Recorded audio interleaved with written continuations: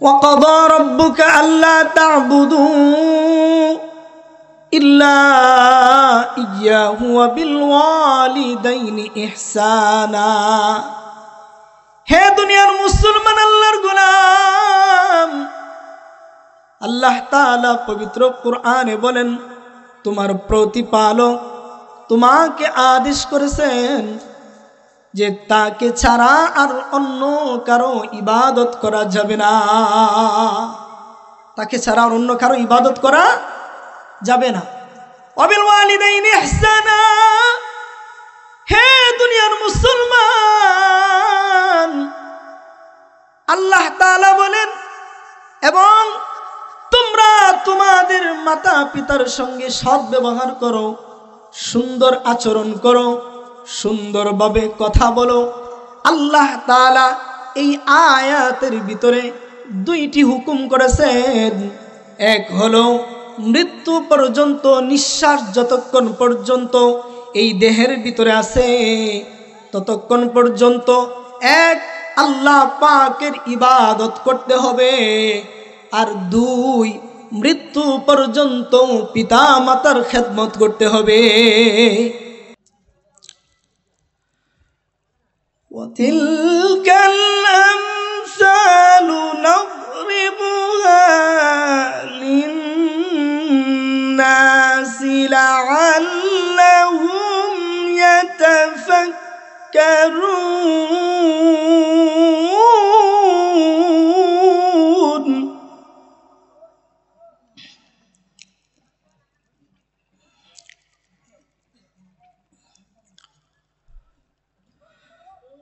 هو الله الذي لا إله إلا هو عالم الغيب والشهادة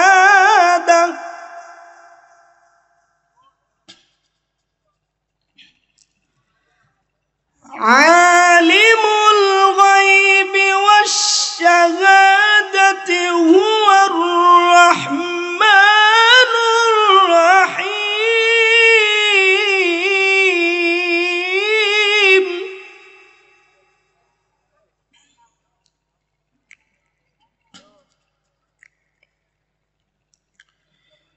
بسم الله الرحمن الرحيم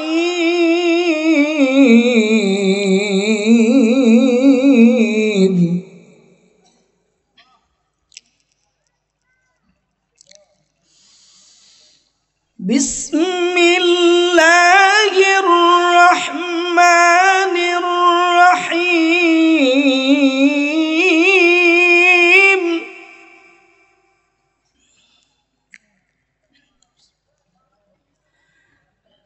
لو أنزلنا هذا القرآن على جبل لرأيته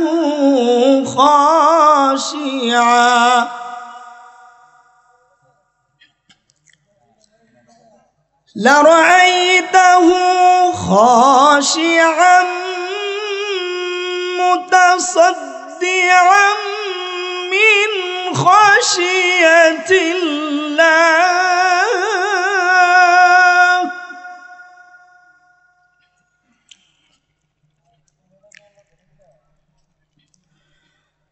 وتلك الأمثال نضربها للناس لعلهم يتفكرون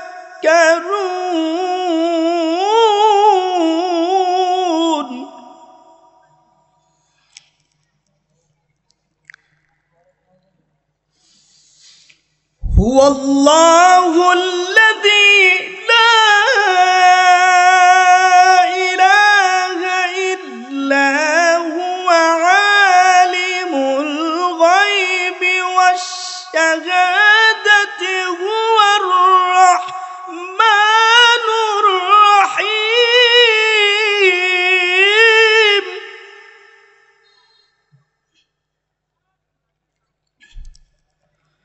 هو الله الذي لا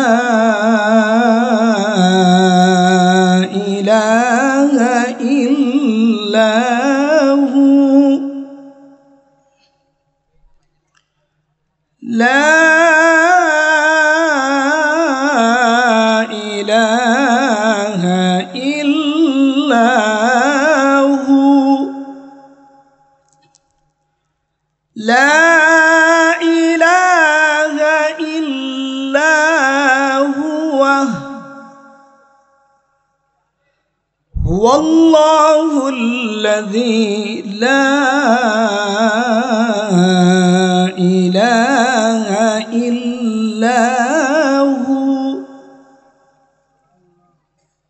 الملك القدوس السلام المؤمن المهيمن العزيز الجبار المتكبر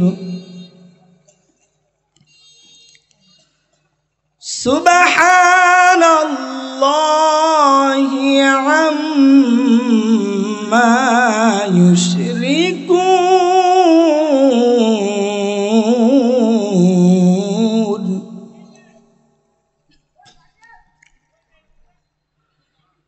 هو الله الخالق البارئ المصور له الأسماء الحسنى يسبح له ما في السماوات والأرض وهو العزيز الحكيم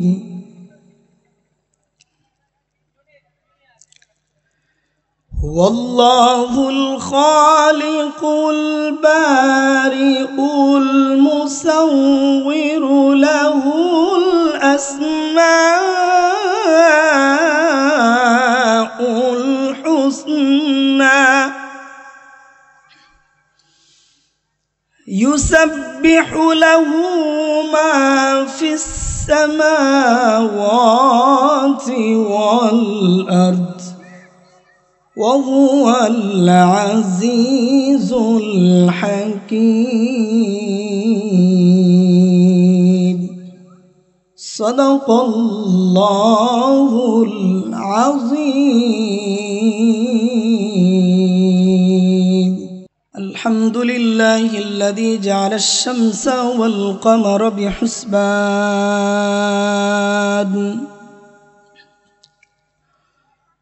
والنجم والشجر يسجدان وفضل زمانا على زمان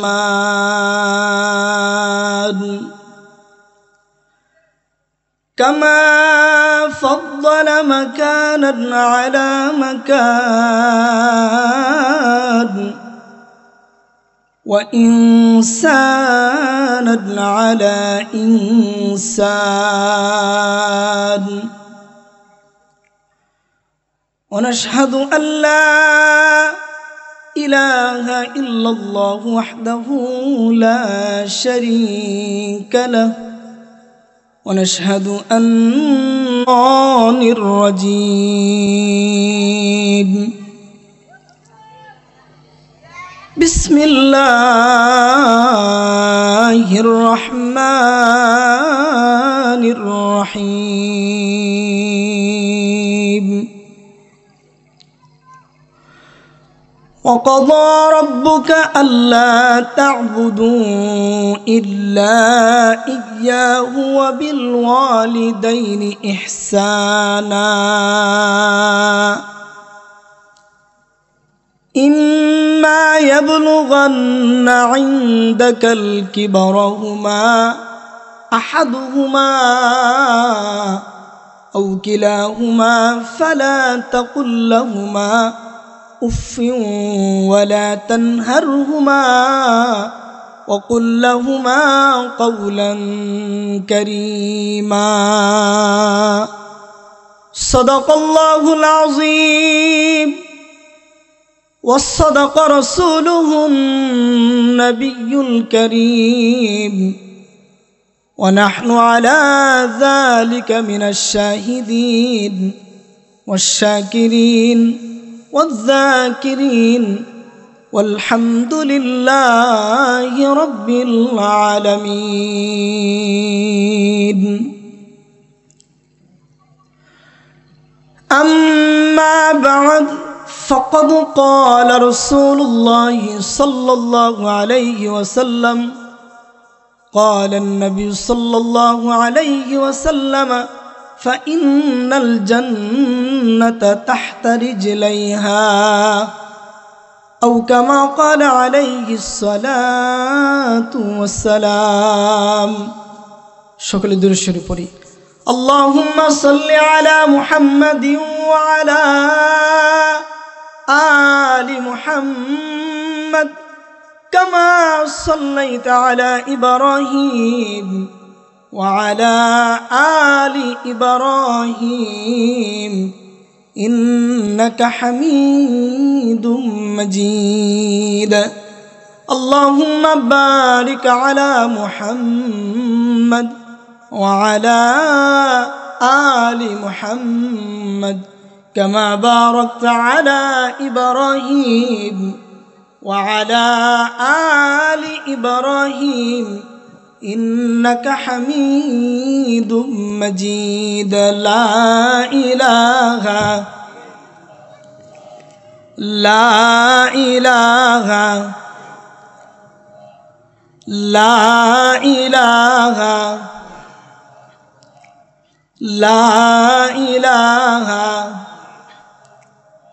আকাশের মালিক যেই আল্লাহ জমিনের মালিক সেই আল্লাহ হায়াতের মালিক যেই আল্লাহ মৌতের মালিক সেই আল্লাহ লা ইলাহা ইল্লাল্লাহ লা ইলাহা ইল্লাল্লাহ লা ইলাহা ইল্লাল্লাহু মুহাম্মাদুর রাসূলুল্লাহ। হিলফুল ফজল সমাজ কল্যাণের যুব সমাজের উদ্যোগে আজকের এই মাহফিলের আয়োজন। আজকের এই মাহফিলের উপস্থিত সম্মানিত সভাপতি, উপস্থিত সম্মানিত বিশেষ অতিথি, উপস্থিত আছেন মুরব্বিয়ানে কেরাম, সমবয়সী যুবক ভাইয়েরা, উপস্থিত আছেন হজরতে উলামায়ে কেরাম, উপস্থিত আছেন পর্দার আড়ালের মা ও বোনেরা, আসসালামু আলাইকুম ওয়া রাহমাতুল্লাহি ওয়া বারাকাতুহু। আপনারা সবাই ভালো আছেন? আলহামদুলিল্লাহ। আমরা মাহফিলে আসছি কাকে খুশি করার জন্য? আল্লাহকে। কথা ঠিক কিনা? আমাদের মতন হাজারো মানুষ এখন ঘুমাইতেছে, ঠিক কিনা বলেন? কিন্তু আমরা জাগ্রত আছি কেন? আল্লাহকে খুশি করার জন্য, ঠিক কিনা বলেন? আপনার মতন আমার মতন হাজার হাজার যুবক যারা এখন ঘুমাচ্ছে, অনেক মানুষ আছে যারা এই গভীর রাতে গুনাহের কাজে ব্যস্ত আছে, ঠিক কিনা বলেন? কিন্তু মহান সেই রব, মহান আল্লাহ সুবহানাহু ওয়া তাআলা আপনাকে আমাকে দুনিয়াবি সমস্ত গুনাহ থেকে, কত ধরনের গুনাহতে এখন মানুষ জড়িয়ে আছে। আপনি আছেন সোয়াবের জান্নাতের বাগানে, আর আপনার মতন যুবক গিয়ে দেখেন এখন জুয়া খেলতেছে, নয়তো কোনো না কোনো নারীর সঙ্গে অবৈধ মিলামিশাই লিপ্ত আছে, কোনো না কোনো গুনাহের কাজে জড়িয়ে আছে।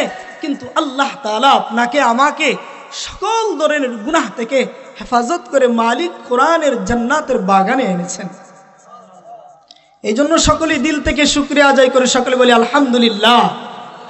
আরো জোরে বলি আলহামদুলিল্লাহ। আমরা মাহফিলে আসতে পেরেছি, আসার কারণে আমরা খুশি না বেজার? খুশি কিনা বলেন? মাহফিলটা আজকে আছে, আগামীকালকে কি থাকবে? থাকবে? থাকবে না।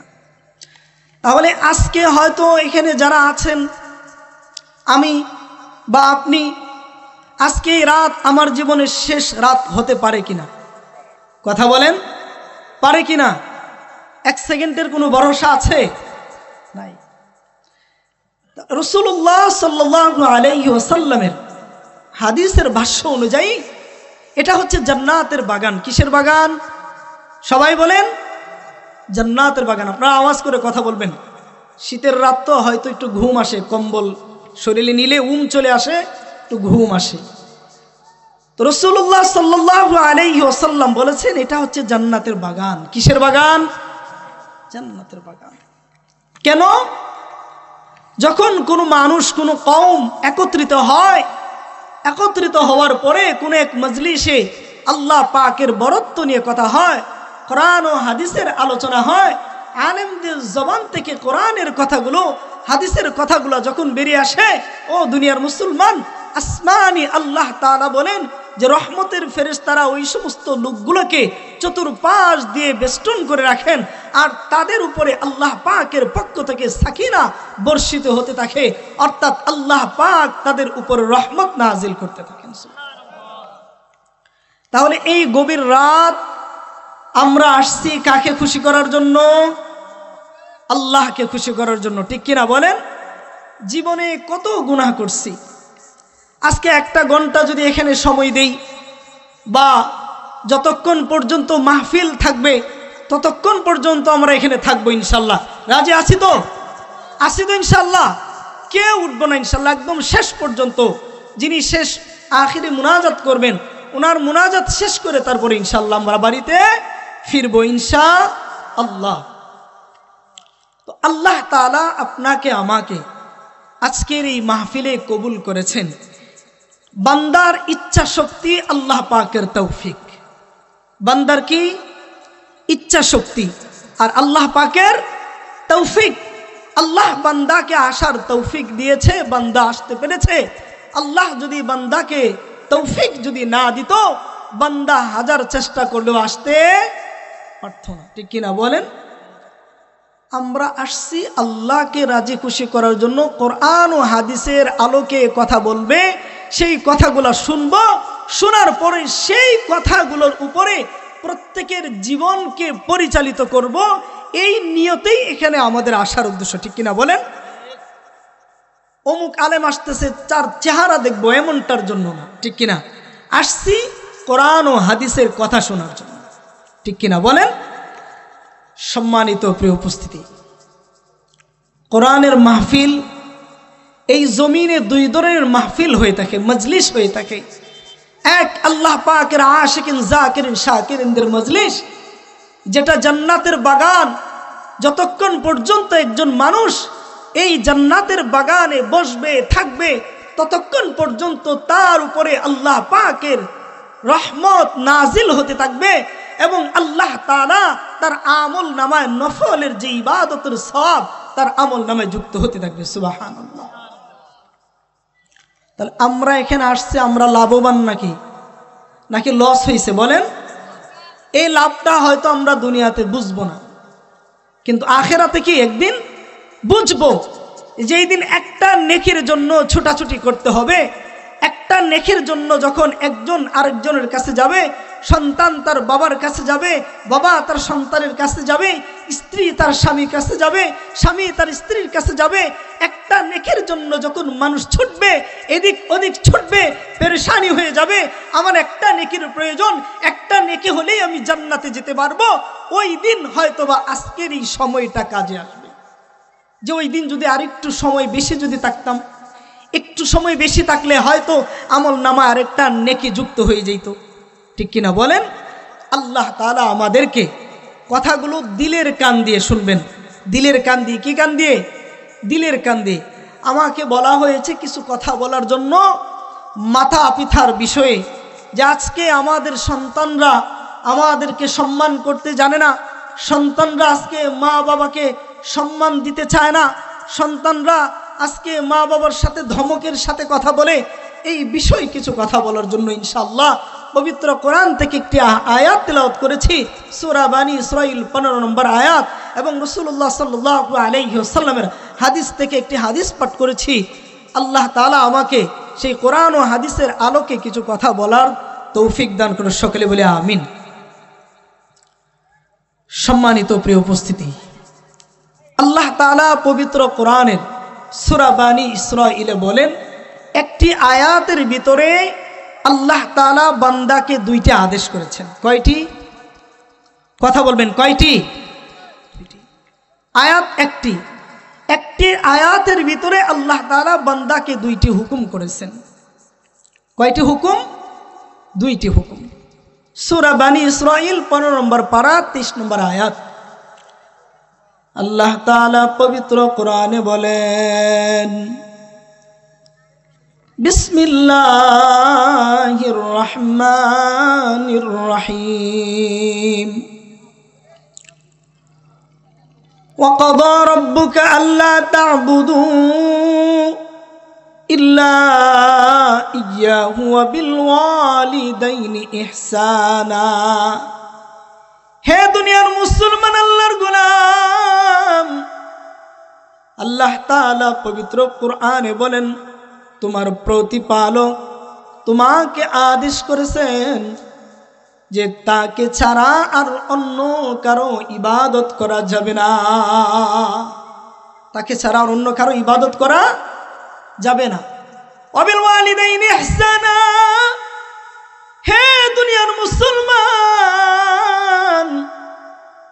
আল্লাহ তাআলা বলেন, এবং তোমরা তোমাদের মাতা পিতার সঙ্গে সৎ ব্যবহার করো, সুন্দর আচরণ করো, সুন্দরভাবে কথা বলো। আল্লাহ তাআলা এই আয়াতের ভিতরে দুইটি হুকুম করেছেন। এক হলো মৃত্যু পর্যন্ত, নিঃশ্বাস যতক্ষণ পর্যন্ত এই দেহের ভিতরে আছে ততক্ষণ পর্যন্ত এক আল্লাহ পাকের ইবাদত করতে হবে। আর দুই, মৃত্যু পর্যন্ত পিতা মাতার খেদমত করতে হবে। মৃত্যু পর্যন্ত কি করতে হবে? পিতা মাতার খেদমত করতে হবে। কেন পিতা মাতার খেদমত করতে হবে? কেন? মাতা পিতা যদি কাফের হয়, মা বাবা যদি ফাসেক হয়, তারপরেও সন্তানের উপরে আল্লাহ তাআলা মা বাবার খেদমত করা ফরজ করে দিয়েছেন। যেমন বান্দাকে আল্লাহ হুকুম করেছেন 5 ওয়াক্ত নামাজ পড়তে হবে, রোজা রাখতে হবে, হালাল হারাম মেনে চলতে হবে, সুদ ঘুষ মেনে চলতে হবে। এটা যেমন আল্লাহ পাকের হুকুম মৃত্যু পর্যন্ত, ঠিক তেমনি ভাবে আরো একটা হুকুম, সেটা হচ্ছে যে আল্লাহ তাআলা হুকুম করেছেন ওই মা বাবার মৃত্যু পর্যন্ত সন্তান তার খেদমত করতে হবে। ও দুনিয়ার মুসলমান আল্লাহর গোলাম, আরে নবীর উম্মতের দল, আল্লাহর নবী সাল্লাল্লাহু আলাইহি ওয়াসাল্লাম বলেন, وقال رسول الله صلى الله عليه وسلم فإن الجنة تحت رجليها। আল্লাহর নবী সাল্লাল্লাহু আলাইহি ওয়াসাল্লাম বলেন, মায়ের পায়ের নিচে সন্তানের জান্নাত, সন্তানের জান্নাত মায়ের পায়ের নিচে। সরদারে দু আলম নবী মুহাম্মদ রাসূলুল্লাহ সাল্লাল্লাহু আলাইহি ওয়াসাল্লাম বলেন, আল্লাহ তাআলা মাতা পিতাকে এমন একটা শান দান করেছেন যে শান যেমন রবের ইবাদত বান্দা মৃত্যু পর্যন্ত করতে হয় আল্লাহ তাআলা ফরজ করে দিয়েছেন, ঠিক তেমনি ভাবে মৃত্যু পর্যন্ত পিতা মাতার খেদমত আল্লাহ তাআলা ফরজ করে দিয়েছেন। এই জন্য আল্লাহ তাআলা বলেন, ফালা তাকুল লাহুমা উফিন ওয়ালা তানহারহুমা ওয়া কুল লাহুমা কওলান কারীমা। আল্লাহ তাআলা বলেন, সুতরাং তোমরা তাদেরকে উভয়কে কষ্ট দেওয়ার জন্য উফ শব্দ বলো না। পিতা মাতাকে বলতেছে কি যে তোমরা তাদেরকে কি করে না, ধমক দিয়ে কথা বলেও না, উফ শব্দ বলো না। তাদের সঙ্গে সুন্দর আচরণ করো, তাদের সঙ্গে নম্র ভাষায় ভদ্র ভাষায় কথা বলো। কেন আল্লাহ এই হুকুম করছেন? ফালা তাকুল্লাহুমা উফিউ ওয়ালা তানহারহুমা ওয়া কুল্লাহুমা কাওলান কারীমা। সুতরাং তোমরা তাদের উভয়কে সম্মান করো, তাদের সঙ্গে সুন্দর আচরণ করো, তাদের সঙ্গে খারাপ আচরণ করিও না, ধমক দিয়ে কথা বলিও না। আল্লাহ তাআলাই আদেশ করছেন। ওয়াবিল ওয়ালিদাইনি ইহসানা, আল্লাহ তাআলার নির্দেশ, আল্লাহ তাআলার আদেশ যে পিতা মাতার সঙ্গে কি করা যাবে না? বেয়াদবি করা যাবে না। রাসূলুল্লাহ সাল্লাল্লাহু আলাইহি ওয়াসাল্লাম বলেন, বাবানি মুআজ্জালানি উকবাতুহুমা ফিদ দুনিয়া আল বাগয়ু ওয়া উকুকুল ওয়ালিদাইন। আল্লাহ নবী সাল্লাল্লাহু আলাইহি ওয়াসাল্লাম বলেন, দুনিয়াতে এমন কিছু পাপ যে পাপের শাস্তি আল্লাহ তাআলা দুনিয়াতেই দিয়ে দেন। যে সন্তান, ওই নরাদন সন্তান, যে সন্তান তার পিতামাতাকে সম্মান করতে জানলো না, যে সন্তান তার পিতামাতাকে ইজ্জত করতে জানলো না, যে সন্তান তার মা বাবাকে মানুষের সামনে অপমান করলো, আল্লাহর নবী সাল্লাল্লাহু আলাইহি ওয়াসাল্লাম বলেন, আল্লাহ তাআলা ওই নরাদন সন্তানকে দুনিয়াতে এমনভাবে লাঞ্ছিত করবে, এমনভাবে মানুষের সামনে তাকে অপমান করবে, আর এমনভাবে তাকে মৃত্যু দেবে যে মৃত্যুটা হয়তো জমিনে ইতিহাস হয়ে থাকবে। আল্লাহ নবী সাল্লাল্লাহু আলাইহি ওয়াসাল্লাম বলেন যে মা বাবা যে সন্তানের প্রতি খুশি থাকবেন, আসমানের মালিকও ওই সন্তানের উপরে খুশি হয়ে যাবেন। সুবহানাল্লাহ। কে বলেন? সরদার দু আলম নবী মুহাম্মদ রাসূলুল্লাহ সাল্লাল্লাহু আলাইহি ওয়াসাল্লাম বলেন যে পিতা মাতা যে সন্তানের উপরে খুশি হবেন, আসমানের মালিকও ওই সন্তানের উপরে খুশি হয়ে যাবেন। আল্লাহ না করুক, আল্লাহ নবী সাল্লাল্লাহু আলাইহি ওয়াসাল্লাম বলেন, যদি কোনো মা বাবা সন্তানের উপর নারাজ হয়ে যায়, আসমানের মালিক ওই সন্তানের উপরে যদি নারাজ হয়ে যায়, তাহলে তার জন্য জান্নাত হারাম হয়ে যাবে আর জাহান্নামের আগুন তার জন্য ওয়াজিব হয়ে যাবে। আল্লাহ তাআলা যদি ওই সন্তানের উপর যদি নারাজ হয়ে যায়, আল্লাহ সুবহানাহু ওয়া তাআলা বলেন, ওয়াখফিদ লাহুমা জানাহায যুল্লি মিনার রাহমাতি ওয়া কুর রাব্বিরহামহুমা কামা রাব্বায়ানি সগীরা। আল্লাহ সুবহানাহু ওয়া তাআলা বলেন, তোমরা তাদের সামনে ভালোবাসার সাথে নম্রভাবে মাথা নত করে দাও। ওয়া কুর রাব্বিরহামহুমা কামা রাব্বায়ানি সগীরা। আল্লাহ বলেন, বলো হে প্রতিপালক, হে পালনকর্তা, তুমি তাদের প্রতি রহম করো যেমন করে তারা আমাকে ছোটকালে সেই শৈশবকালে লালন পালন করেছিল। আল্লাহ তাআলা বলতেছেন কি করতে? তুমি তোমার মা বাবার জন্য আল্লাহর কাছে দোয়া করো। ওয়াকুর রাব্বিরহামহুমা কামা রাব্বায়ানি সগীরা। হে প্রতিপালক আল্লাহ, তুমি তাদের প্রতি কি করো? রহম করো। আল্লাহ তাআলা বলতেছেন মা বাবার সামনে মাথা নত করে দিতে ভালোবাসার সাথে। রাসূলুল্লাহ সাল্লাল্লাহু আলাইহি ওয়াসাল্লাম বলেন, কোন সন্তান যখন তার মার চেহারার দিকে নেক নজরে যখন চেহারার দিকে তাকাইবে, আল্লাহ তাআলা ওই সন্তানের আমল নামায় মকবুল হজের সওয়াব, কবুল হজের সওয়াব আল্লাহ তাআলা তার আমল নামায় দিয়ে দিবেন। সুবহানাল্লাহ। মাতা পিতার এত সম্মান, এত ইজ্জত আল্লাহ তাআলা মার অন্তরে যে সন্তানের জন্য ভালোবাসা দিয়েছেন, এটা একমাত্র আল্লাহ পাকের প্রদত্ত নিয়ামত, আল্লাহ পাকের নিয়ামত। মার কলিজা আল্লাহ সন্তানের জন্য যে ভালোবাসা দিয়েছেন, এটা আল্লাহ পাকের নিয়ামত। এটা কার নিয়ামত? আল্লাহ পাক মার অন্তরে এই নিয়ামত দিয়েছেন, সন্তানের জন্য ভালোবাসা। কার জন্য? এই জন্য দেখবেন বাবা যদি ধমক দেয়, সন্তানকে যদি বাবা ঘর থেকে বের করে দেয়, পিছনের দরজা দিয়ে মা সন্তানকে ঘরের ভিতরে এনে সন্তানকে বসাইয়া খানা খাওয়ায়, বলে চুপচাপ খেয়ে ঘর থেকে বেরিয়ে যা। ঠিক কিনা বলেন? আছে কিনা বলেন? তাহলে এটা কার অন্তরের ভালোবাসা? আল্লাহ নবী সাল্লাল্লাহু আলাইহি ওয়াসাল্লাম বলেন যে মার অন্তরে যে ভালোবাসা, বাবার অন্তরে যে ভালোবাসা, সেটা আসমান ও জমিনের তফাৎ। আসমান আর জমিনের। আল্লাহ বলছেন মা বাবার খেদমত করার জন্য। কোন পর্যন্ত? যেমন করে মৃত্যু পর্যন্ত আল্লাহর ইবাদত করা ফরজ, ঠিক তেমনি ভাবে নিঃশ্বাস থাকা পর্যন্ত, মৃত্যু পর্যন্ত পিতা মাতার খেদমত করা আল্লাহ তাআলা সন্তানের জন্য ফরজ করে দিয়েছেন। কথা বুঝতে পারছেন? তাহলে কার খেদমত করতে হবে? কথা বলেন। আজকে আমরা কি আমাদের মা বাবার সাথে ভালোভাবে কথা বলি? বলি না, ধমক দিয়ে কথা বলি।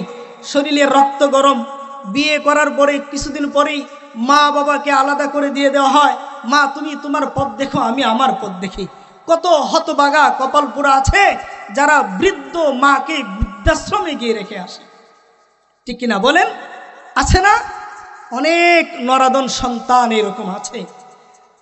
আল্লাহর নবী সাল্লাল্লাহু আলাইহি ওয়াসাল্লাম বলেন, ওরে আমার উম্মতের দল, পিতা মাতার সঙ্গে সুন্দর আচরণ করো, কারণ তোমার মা, তোমার বাবা তোমার জন্য কেমন কষ্ট করেছেন।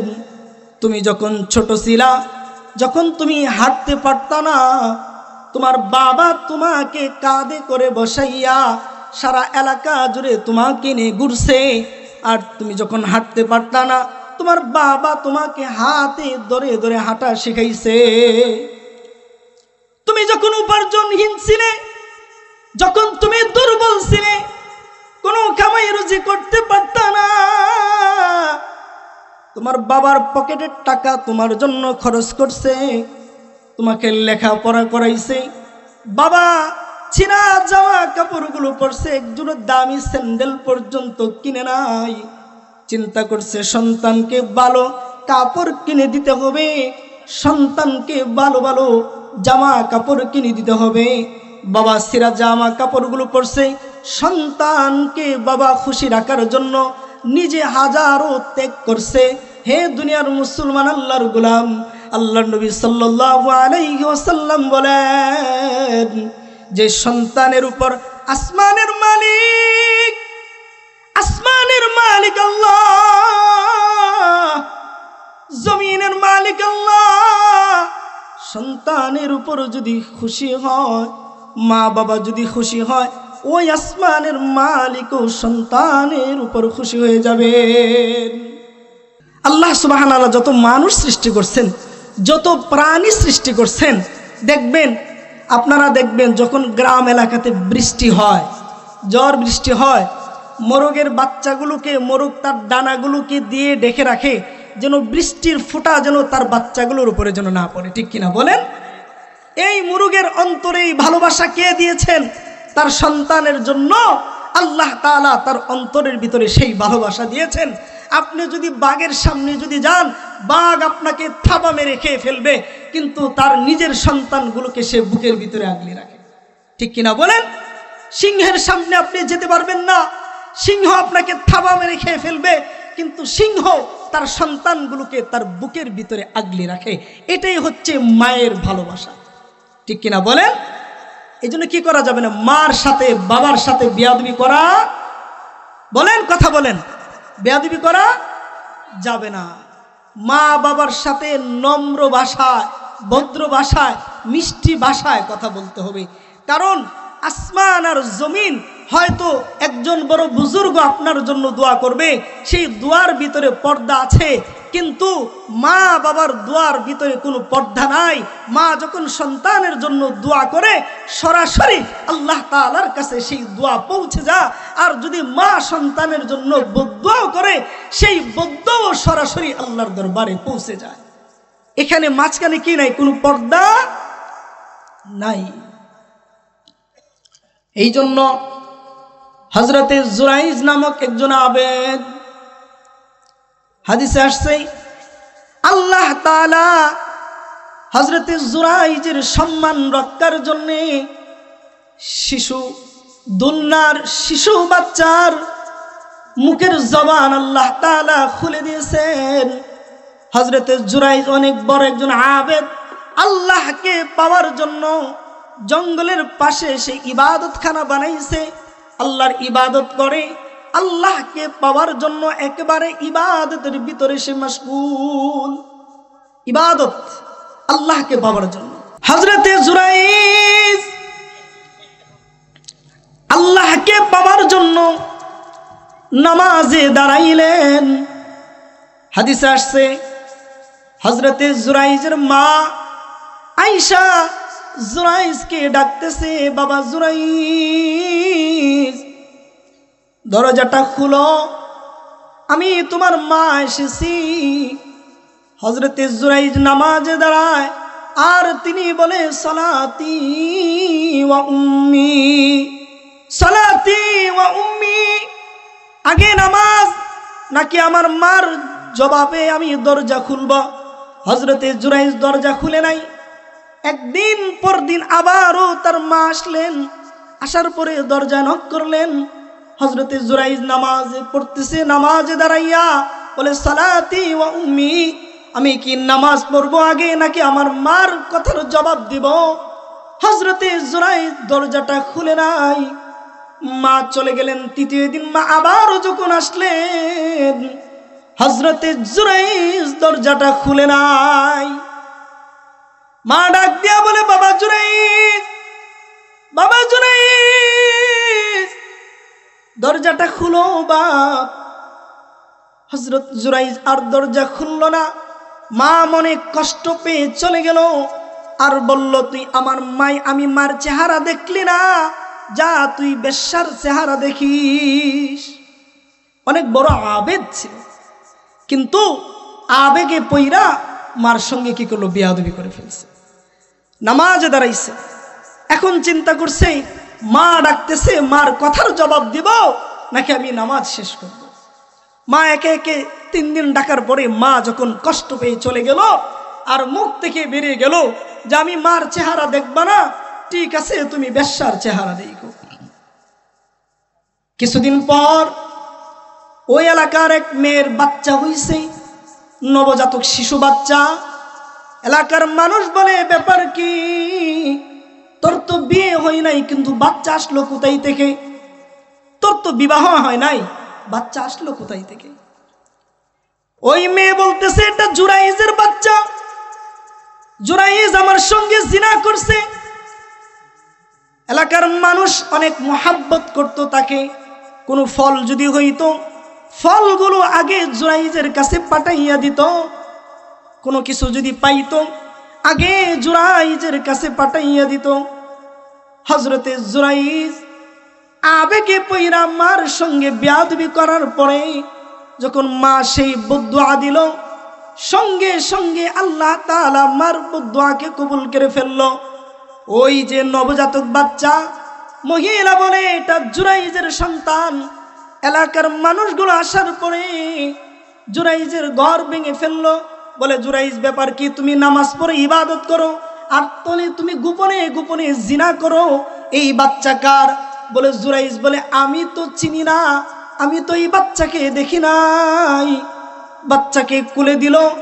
আর আল্লাহ তাআলা হযরতে জুরাইজের ইজ্জত বাঁচানোর জন্য, সম্মান রক্ষা করার জন্য আল্লাহ তাআলা নবজাতক সেই শিশু বাচ্চার জবান খুলে দিল। নবজাতক বাচ্চা বলে, এ এলাকার লোক সকল, জুরাইজকে তোমরা অপমান করিও না। জুরাইজ বড় আল্লাহর পেয়ারা বান্দা। জুরাইজ আমার পিতা না, আমার মা অমুক এক রাকালের সঙ্গে জিনা করছে। কি বলতেছে? যে জুরাইজ আমার পিতা না, তোমরা জুরাইজকে অপমান করিও না। জুরাইজ একজন আল্লাহ পাকের পেয়ারা বান্দা। জুরাইজ একজন আল্লাহ পাকের পেয়ারা বান্দা। জুরাইজকে কি করিও না, তোমরা অপমান করিও না।